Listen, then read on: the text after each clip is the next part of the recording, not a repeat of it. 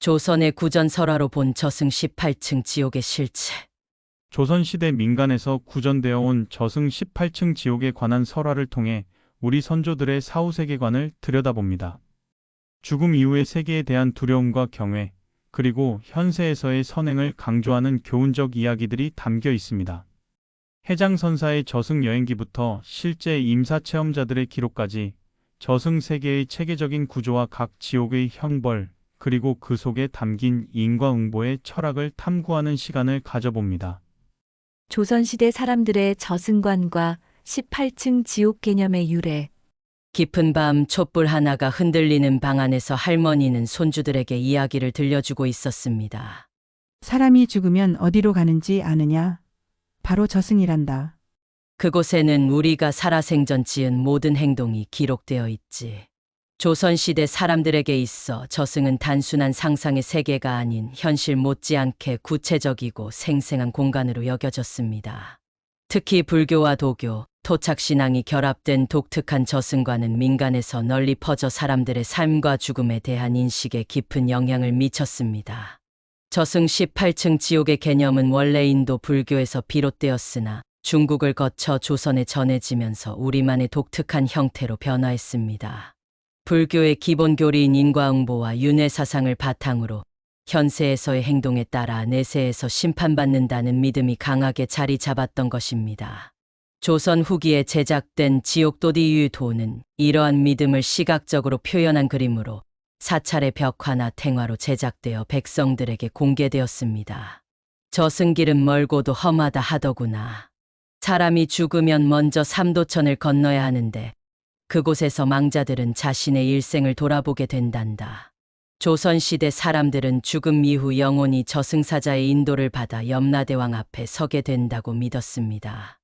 염라대왕은 생전의 행적을 낱낱이 기록한 생사부를 펼쳐놓고 심판을 내리며 그 결과에 따라 천당이나 지옥으로 보내진다고 여겼습니다. 특히 죄를 지은 자들은 18층 지옥 중 자신의 죄에 맞는 곳으로 보내져 형벌을 받게 됩니다. 각 지옥마다 서로 다른 형벌이 있었고 죄의 경중에 따라 시간도 달랐습니다. 예를 들어 부모에게 불효한 자는 거해 지옥에 떨어져 뼈가 잘리는 고통을 겪어야 했고, 남의 재물을 탐한 자는 화탕지옥에서 끓는 쇳물에 들어가는 형벌을 받아야 했습니다. 이러한 지옥과는 단순히 사후세계에 대한 두려움을 심어주기 위한 것만은 아니었습니다. 그 이면에는 현세에서의 도덕적 행동을 장려하고 사회 질서를 유지하기 위한 교화의 목적도 담겨 있었습니다. 조선의 유교적 가치관과 결합하여 효화충, 그리고 선행을 강조하는 방향으로 발전했던 것입니다. 조선 중기의 문헌 천태산화상전에는 해장선사가 저승을 다녀온 이야기가 기록되어 있습니다. 해장선사는 병으로 인해 잠시 죽음의 경험을 한 후 저승의 구조와 그곳에서 보고 들은 것들을 상세히 기록했습니다. 이 기록은 조선시대 사람들의 저승관을 형성하는 데 큰 영향을 미쳤고 민간에서 구전설화로 널리 퍼져나갔습니다. 옛 어른들은 말씀하셨지. 살아생전 남에게 행한 대로 저승에서도 그대로 돌아온다고. 그러니 항상 바른 마음과 행동으로 살아야 한다는 것이다.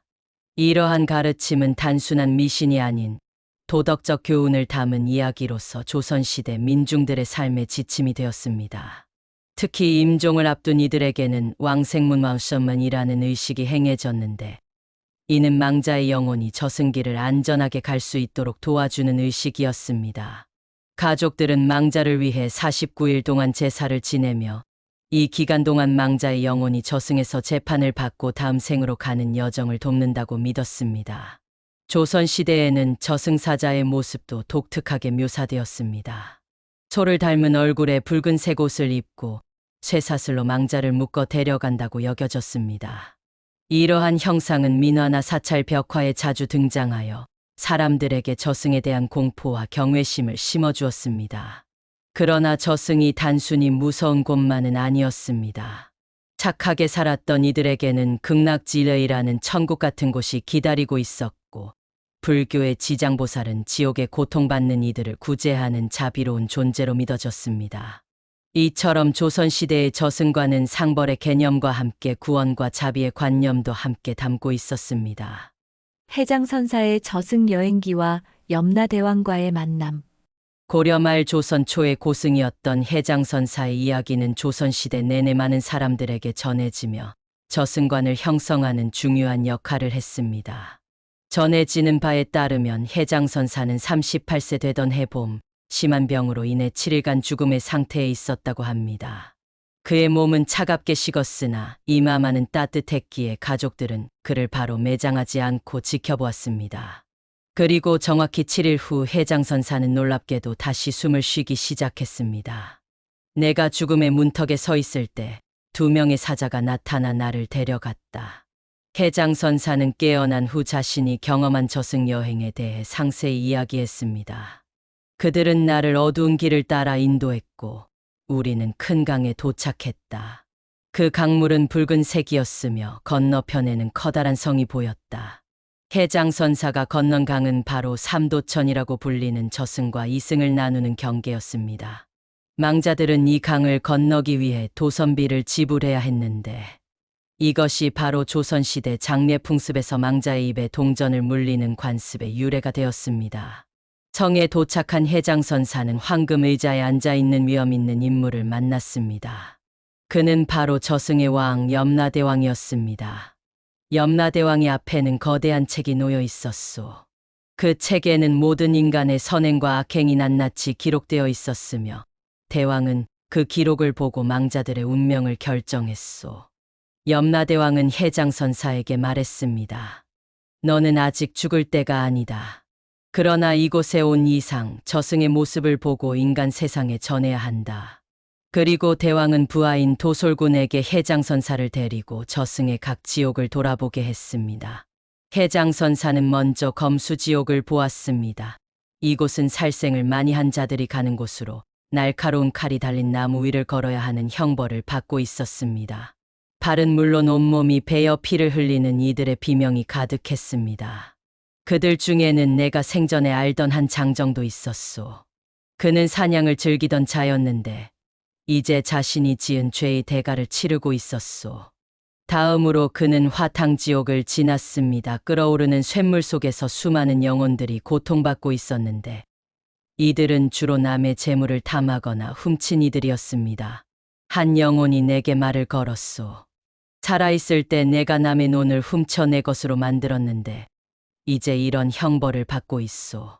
살아있는 자들에게 전해주시오. 남의 것을 탐하지 말라고 해장선사는 계속해서 한빙지옥을 지났습니다. 영하 수백 도의 얼음 속에 갇힌 영혼들은 추위에 떨며 고통받고 있었습니다. 이들은 주로 인정이 없고 냉혹했던 자들로 타인의 고통에 무관심했던 대가를 치르고 있었습니다. 가장 충격적이었던 곳은 발설지옥이었소. 이곳은 거짓말과 이간질을 일삼던 자들이 가는 곳으로 그들의 혀는 계속해서 뽑히고 다시 자라나는 끔찍한 형벌을 받고 있었습니다. 해장선사는 그곳에서 생전에 알던 한 양반을 만났는데 그는 혀가 뽑히는 고통 속에서도 해장선사에게 부탁했습니다. 제발 내 아들에게 전해주시오.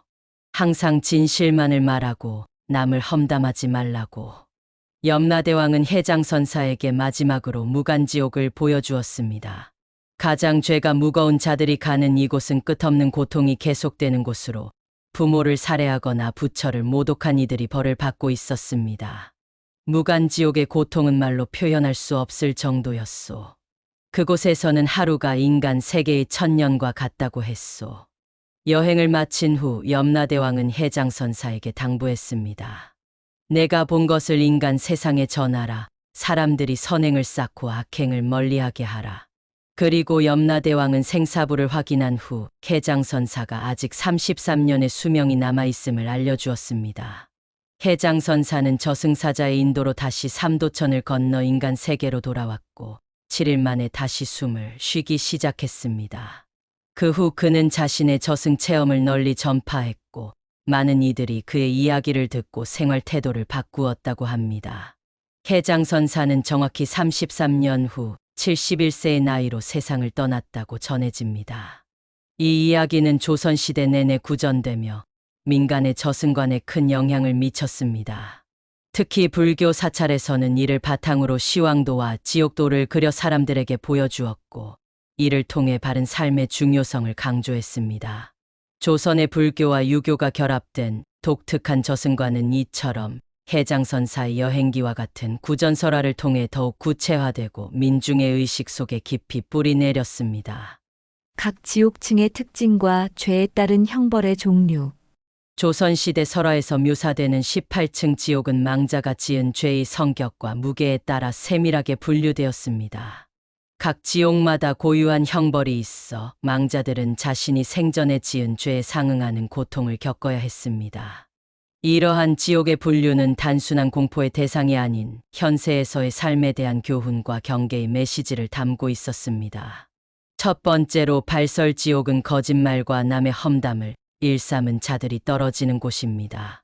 이곳에서는 붉은 얼굴의 옥졸들이 뜨거운 쇠집게로 망자의 혀를 뽑아낸 뒤 혀가 다시 자라나면 반복해서 뽑는 형벌을 가했습니다. 혀는 뼈가 없어도 사람을 죽인다. 라는 속담처럼 말의 중요성을 강조하는 형벌이었습니다. 두 번째로 거해지옥은 부모에게 불효하거나 스승과 어른을 공경하지 않은 자들이 가는 곳입니다. 이곳에서는 망자의 뼈를 톱으로 잘라내는 형벌을 받았는데 조선의 유교 사회에서 가장 중요시되었던 효와 공경의 가치를 어긴 죄의 무거움을 보여줍니다. 교형지옥은 식욕에 빠져 과식하거나 술에 탐닉한 자들이 가는 곳이라네. 그곳에서는 목에 줄이 감겨 끊임없이 목이 졸리는 고통을 느낀다고 하지. 구전 설화에서는 이처럼 절제하지 못한 욕망에 대한 경계도 담겨 있었습니다. 특히 잔인한 형벌로 유명한 철상지옥은 간음과 불륜을 저지른 이들이 가는 곳이었습니다.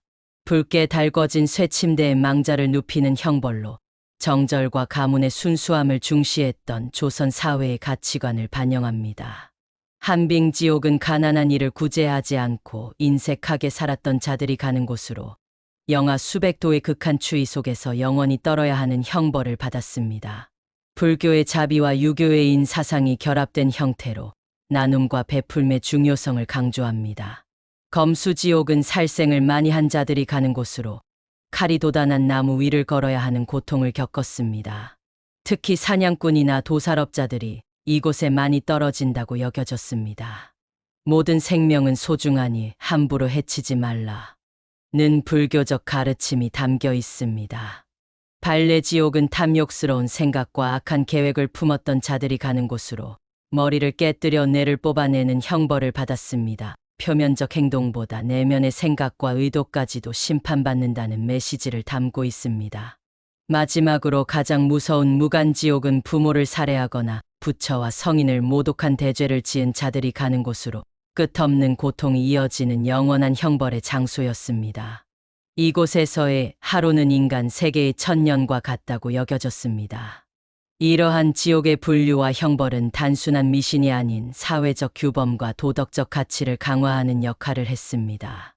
인과응보의 법칙을 통해 현세에서의 행동이 사후에 반드시 결과로 돌아온다는 메시지를 전달했던 것입니다. 조선의 민간에서 이러한 저승 이야기가 널리 퍼진 것은 사람들이 도덕적 삶을 살도록 장려하는 효과적인 수단이었습니다. 임사체험자들이 전하는 저승 재판의 과정.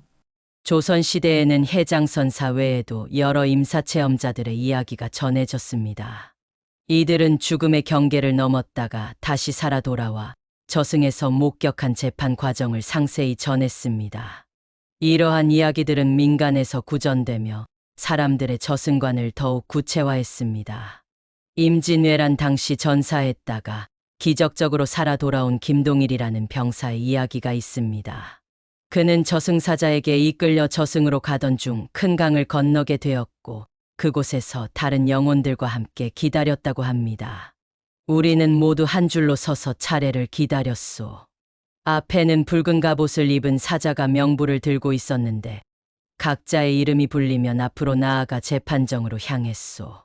재판정에 들어서면 먼저 생사부를 확인하는 과정이 있었습니다. 커다란 책에는 망자의 일생이 상세히 기록되어 있었고 선행과 악행의 무게를 저울에 달아 운명을 결정했습니다. 나의 선행과 악행이 정확히 기록되어 있었소. 심지어 내가 잊고 있던 일까지도 모두 적혀 있었소.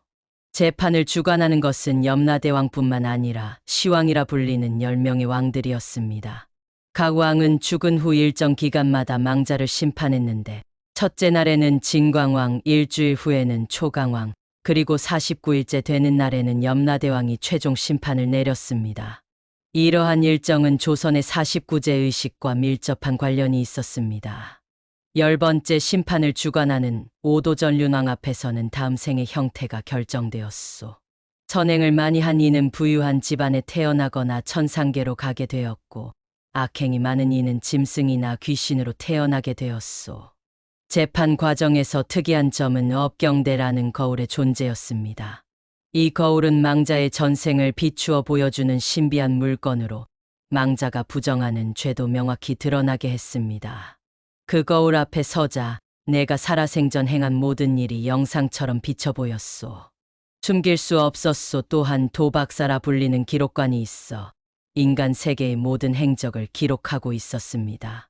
이들은 매일 인간 세계를 오가며 사람들의 행동을 관찰하고 기록했다고 합니다. 도박사는 우리가 모르는 사이에도 항상 우리 곁에 있다고 하오. 그러니 어디서든 항상 바른 행동을 해야 하오. 조선 후기의 기록에는 죽었다가 살아난 한 노파의 이야기도 전해집니다. 그녀는 저승에서 딸을 잃은 고통에 자살하려 했던 자신의 죄를 심판받게 되었는데 염라대왕이 특별히 자비를 베풀어 다시 인간 세계로 돌아갈 기회를 주었다고 합니다. 대왕께서 말씀하셨소. 내 수명이 아직 다하지 않았으니 돌아가 살되 남은 생을 의미 있게 살아라. 생명은 하늘이 준 소중한 것이니 함부로 해치지 말라.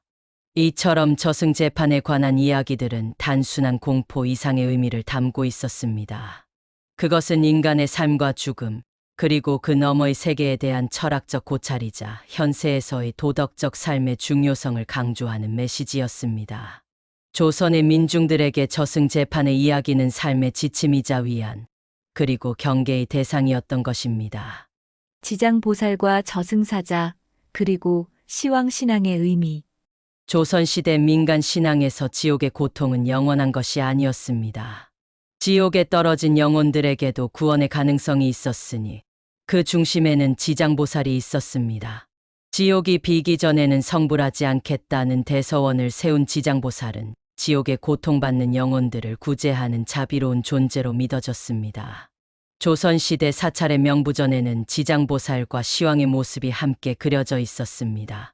시왕은 망자를 심판하는 10명의 왕을 의미하며 각각 다른 시기에 망자를 심판했습니다. 첫째 왕은 망자가 죽은 직후 심판하고, 7째 왕은 49일째, 10째 왕은 3년이 지난 후에 심판한다고 하였소.